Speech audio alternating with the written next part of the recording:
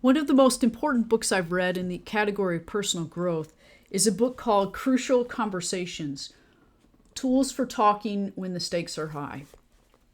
It's one of the few books that I've read more than once. I've read it twice and I've listened to it on tape once.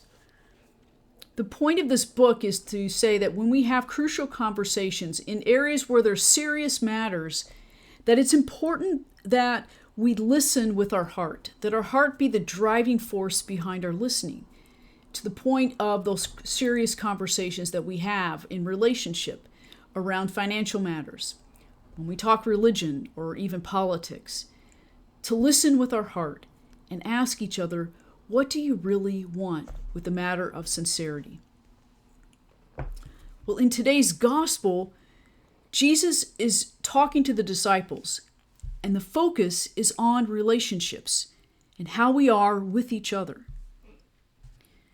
Jesus says to the disciples, if your brother or sister should commit some wrong against you, go and point out the fault, but keep it between the two of you.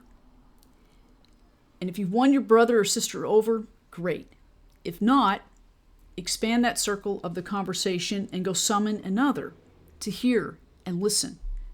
And if not, then go to the church. And then if not, they're outside of the community. Jesus also repeats to them what he said to Peter a couple of weeks ago, whatever you declare bound in heaven and on earth, that's bound. But if you set free, it is set free. Especially in relationships, we commit wrong against each other. We are all human and we all make mistakes. The word sin means to miss the mark. In committing wrong against each other, there are times when we miss the mark in being in a right, loving relationship with one another, in community, in our family, in our friendship.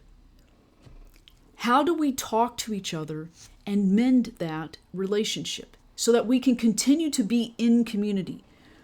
For Jesus said, if not, then you treat the person as a tax collector. If they're not willing to listen, you treat them as a tax collector and then excommunicate them from the community, to be outcast. And at the time of Jesus, being part of the community was life, literally life for the individual.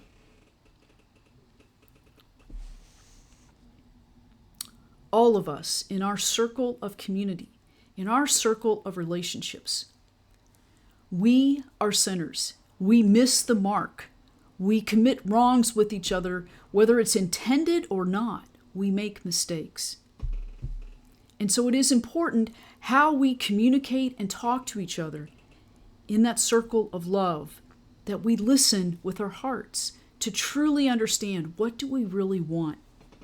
That's another question that Jesus asked the disciples and other people along the road. What do you want?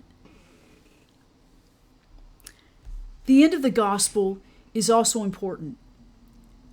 Jesus acknowledges, in the sense talking, when a person commits a wrong, when we miss the mark, it's important to gather. And whenever you gather in my name, I am there. That God is with us in the brokenness, and God is with us in that process of healing, forgiving, and setting free. When we gather with that intent to listen and to love and to serve, God is present. So this week, take some time to think about your relationships, all of your circle of relationships, and reflect on, where have we missed the mark with one another? Where have wrongs been committed? And how do we turn toward love by leaning in and listening with our hearts to truly understand how we love one another?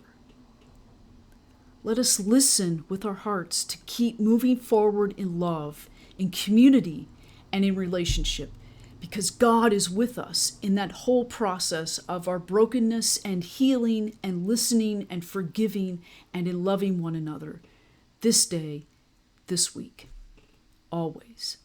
Amen.